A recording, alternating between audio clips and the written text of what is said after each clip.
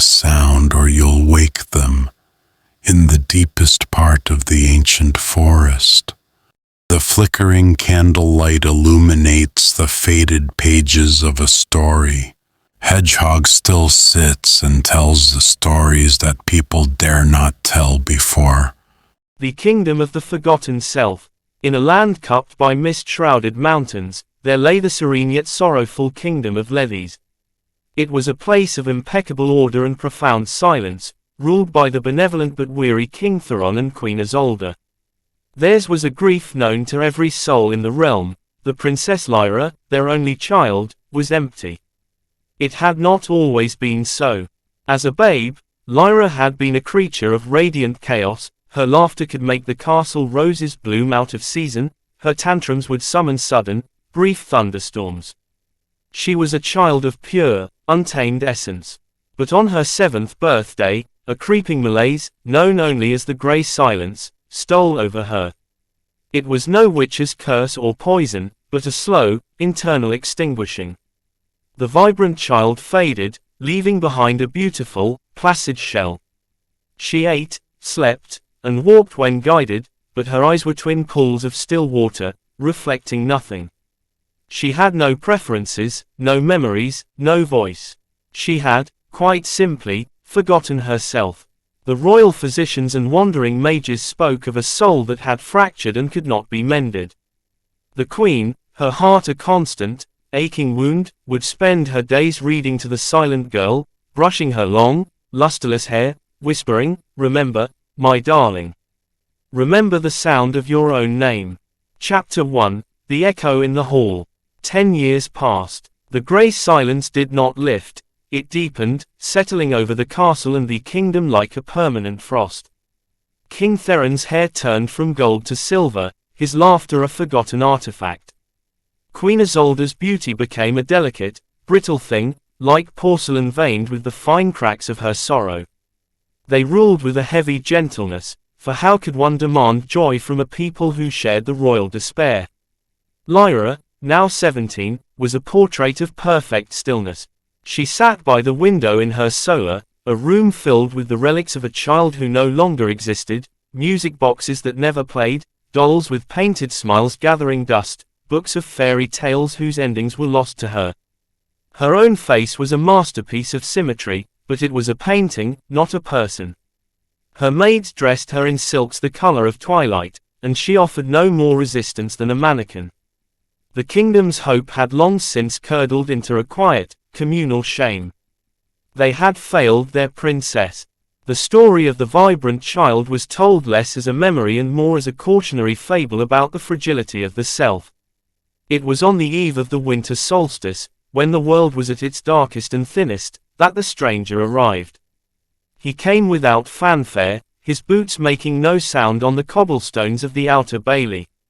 He was tall and gaunt, wrapped in a traveling cloak that seemed to drink the light from the torches. His name, he told the guards, was Caelan, and he was a mender of broken things. He was brought before the king and queen in the great hall. The fire roared in the hearth, but it cast no warmth where Caelan stood. "We have had many menders," King Theron said, his voice weary with the weight of a decade of disappointment. "They have tried spells of binding, elixirs of remembrance, songs of awakening. Nothing remains." Caelan's eyes were the color of a winter storm, and they held the king's gaze without blinking. "Your Majesty, I do not deal in spells or potions. I am a cartographer of the interior. I map the landscapes of the soul. The malady that afflicts your daughter is not of the body, but of the spirit. She has not lost her memories, she has become lost within them. Her consciousness has retreated into a fortress of her own making, and the drawbridge has been raised." Queen Isolde leaned forward, a flicker of desperate light in her eyes. Can you find her?" "I can journey inward," Caelan replied, his voice a low, resonant hum. "But the path is perilous, for both her and myself. I will need an anchor, a tether to the world she left behind. Something that held immense meaning to her before the silence fell." Without hesitation, the queen unclasped a locket from her neck. It was a simple, silver thing. Inside was a tiny, perfect painting of a 7-year-old Lyra, her face alight with a mischievous grin, a single, defiant curl escaping her ribbon. She gave this to me on the morning of her 7th birthday. She said it was so I would always have her smile, even when she was cross with me. Isolde's voice broke. It was the last thing she ever said of her own volition. Kalen took the locket. It felt warm in his unnaturally cool hand. This will serve. The journey will take 3 days and 3 nights. I must not be disturbed. If the tether breaks, or if I am pulled too deep, we may both be lost forever in the labyrinth of her mind. Chapter 2. The Descent into Memory. The ritual chamber was prepared in the highest tower, a circular room with a single window open to the starless night. Lyra was laid upon a bed of soft furs, her breathing even and shallow. Kalen sat beside her, the silver locket clasped in his hand. He began to chant, not in any language of men, but in a tongue of low, resonant syllables that seemed to vibrate the very air. The shadows in the room deepened, stretching and contorting until they were no longer absences of light, but tangible things. He closed his eyes, and his consciousness unraveled from his body like a silken thread, pulled through the keyhole of Lyra's stillness, guided by the faint, golden pulse of the memory within the locket. He did not arrive in a mind as one might imagine it. He fell into a world. It was a world in ruin. Kalen stood on a vast, grey plain under a sky the color of a fresh bruise. The ground was cracked and dusty, and a cold wind whispered secrets in a language of loss. In the distance, the skeletal remains of a colossal castle clawed at the sky. This was the kingdom of Lyra's self, and it was a wasteland. He began to walk. The air was thick with the ghosts of emotions. Here, a patch of ground shimmered with the faint, warm echo of a childhood joy, a birthday party. There, a twisted, thorny bush seemed to weep with the salt of a long-ago shame, a broken vase, a harsh word from a nursemaid. The landscape was a literal map of her psyche, and it was desolate. As he ventured deeper, he encountered the echoes. They were not memories themselves, but the emotional residue left behind. A shimmering, laughing phantom that was the feeling of playing hide and seek darted past him and dissolved. A heavy, grey fog of boredom from a long afternoon lesson settled around his ankles, trying to slow his progress. He followed the pull of the locket, a faint, golden thread in the pervasive grey. It led him to a forest, but the trees were made of solidified fear, their branches like gnarled, grasping hands. The whispers here were louder, more insistent. You're not good enough. Sit still, be quiet, be a proper princess. What a peculiar, wild child. These were the stones that had built the fortress of her isolation. Suddenly, a figure emerged from behind a tree of fear. It was a child, perhaps 9 years old, with Lyra's face but full of a sharp, anxious intelligence.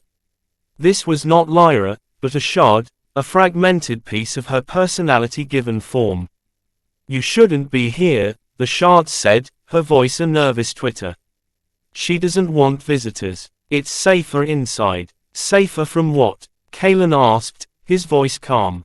From the shard whispered, her eyes wide with dread. The weavers. They came when the world got too loud. They promised peace. Before Kalen could ask more, the ground trembled. The shard gasped and fled back into the forest. From the grey sky descended things that were not quite spiders, not quite shadows. They were the weavers. Their long, slender limbs moved with a hypnotic, clicking rhythm, and where they stepped, the chaotic, colorful echoes of memory were smoothed over, silenced, and woven into the monotonous grey tapestry of the landscape. They were the architects of the grey silence. One of them turned its featureless face towards Kalen. It had no eyes, but he felt its attention like a physical coldness. It skittered towards him, a limb lashing out, not to strike, but to unmake. Kalen felt a terrifying pull, a sensation of his own memories, his name, his purpose, beginning to loosen and fray. He focused on the locket in his hand, pouring his will into the memory of Lyra's smile. A pulse of warm, golden light erupted from him, and the weaver recoiled with a sound like tearing silk. It could not tolerate the pure, untamed emotion. It retreated, but Kaelin knew the encounter was a warning. The weavers were the guardians of this emptiness, and they saw him as a disease. Chapter 3, The Fortress of Solitude. The golden thread led him out of the forest of fear and towards the skeletal castle. As he drew nearer, he saw that it was not made of stone, but of interlocking, petrified memories. A wall was built from the repeated lesson of etiquette, a tower from the stifled sob of a repressed tantrum. The drawbridge was not wood, but a solid slab of the word, no, uttered by 1,000 different voices throughout her childhood. The gate was guarded by another shard. This one was older, perhaps 15, with Lyra's features but hardened, her eyes cold and her mouth a thin, disapproving line. She held a spear that was carved from the memory of her first heartbreak, a pet songbird that had flown away and never returned. "Halt," the guardian shard commanded. "This is a place of order. There is no place for your chaotic presence here. You bring the storms with you." "I bring a memory," Kaelin said, showing her the locket. "A memory of a time before the silence." The guardian flinched. "That memory is a lie. It was that vibrancy that attracted the attention of the world. It was that feeling that made the pain so sharp. Here, in the fortress, there is no pain. There is nothing, and nothing is better than agony." "Is it?" Kaelin asked softly. "You remember the pain of the lost bird. But do you also remember the joy of its song? You have built a fortress to keep out the sorrow, but in doing so, you have barred the door against all joy. You are not protecting her, you are entombing her."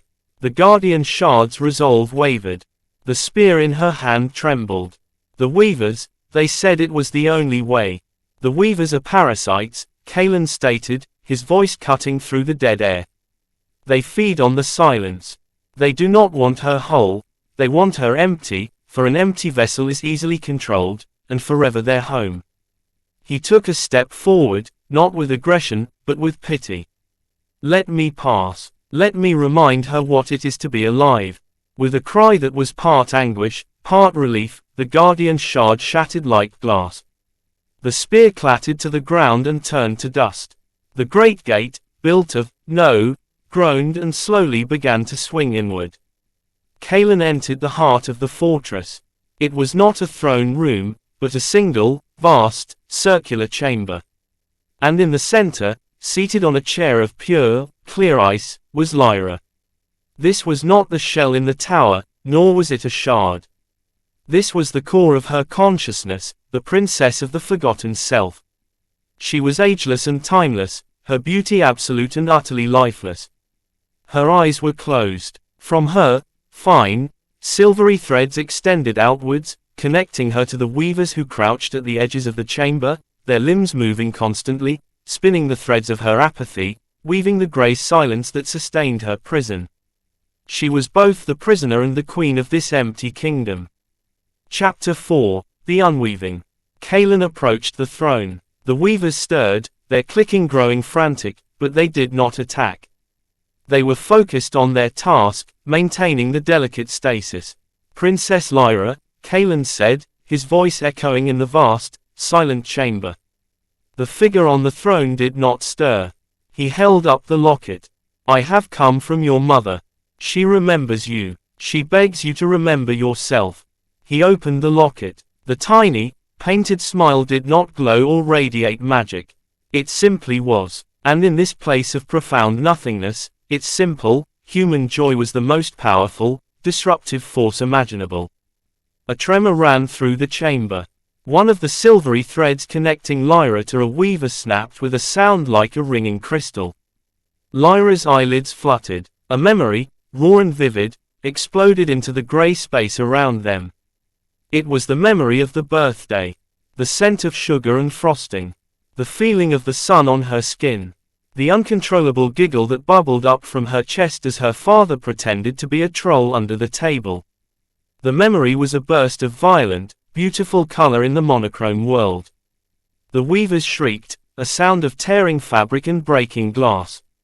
They recoiled from the memory as if it were acid. Another thread snapped. Another memory surged forth, the tantrum that summoned a thunderstorm. The fierce, hot tears of frustration. The raw, untamed power of her own anger as the rain lashed against the castle windows.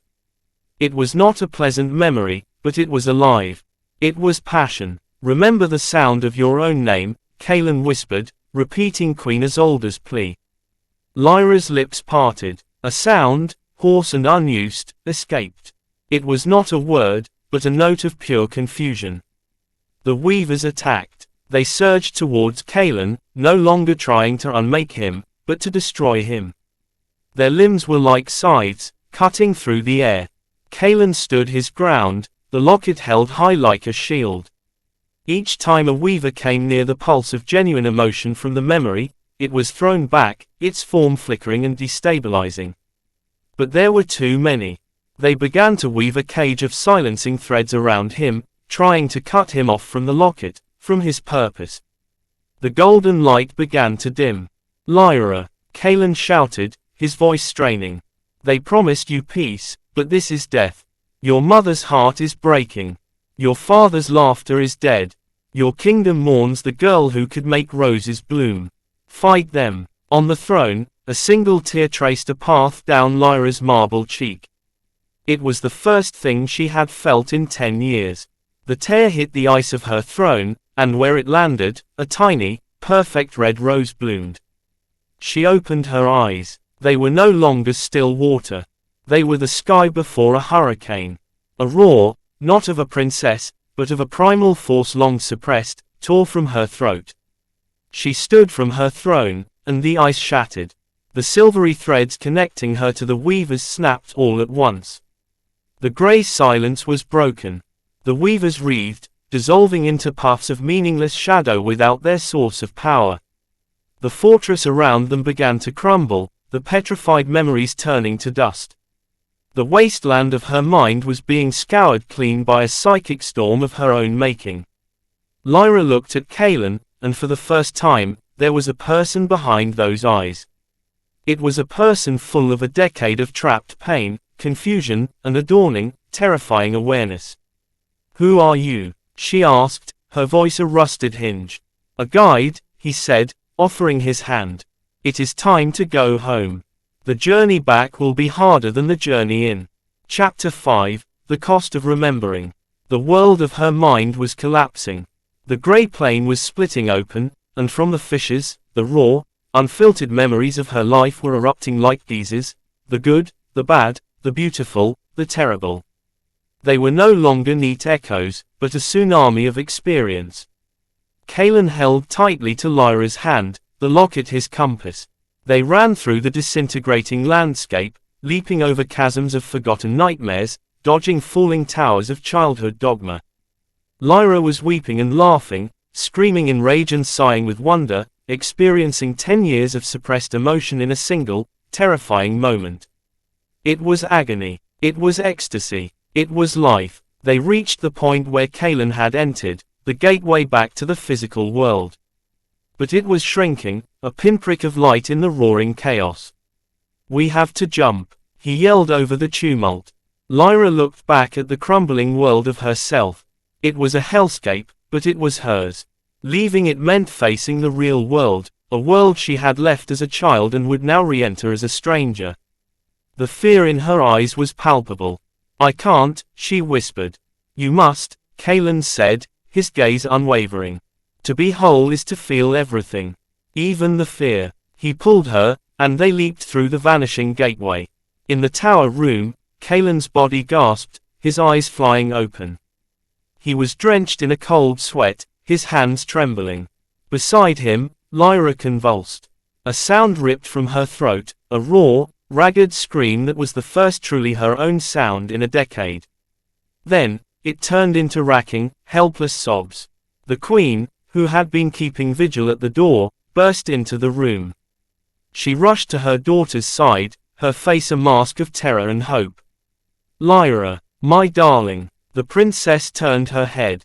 Her eyes, once empty, were now a maelstrom of confusion, pain, and a flicker of recognition.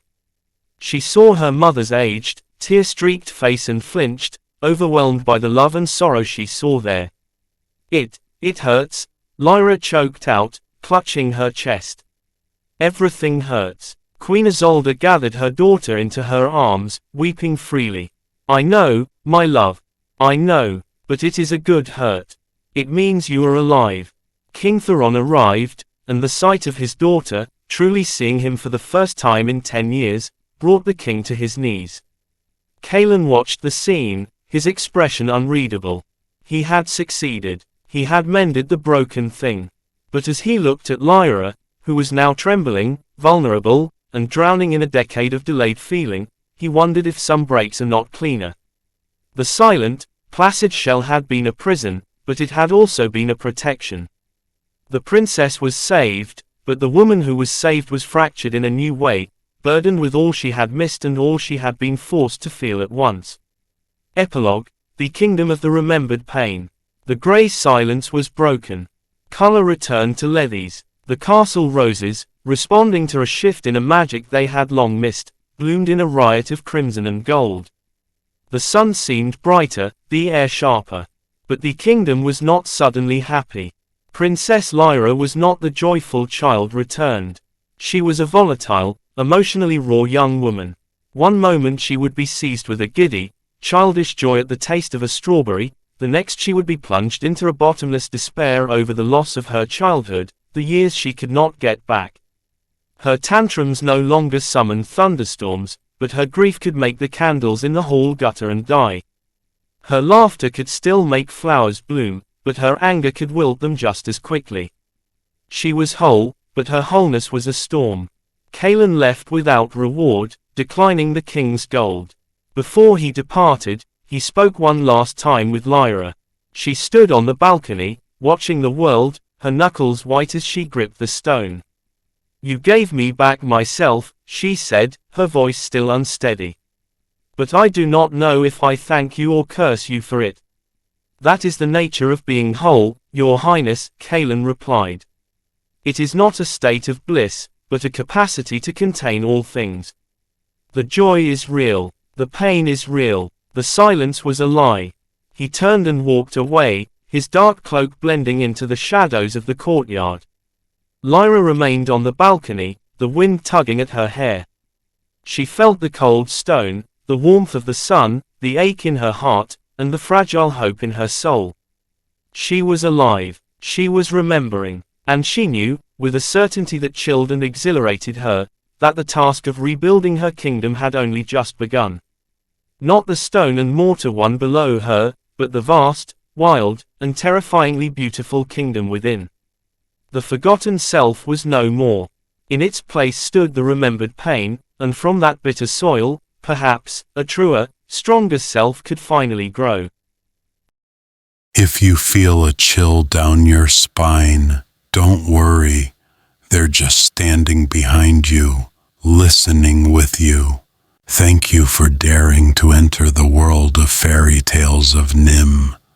We'll see you again next night, if you're still around.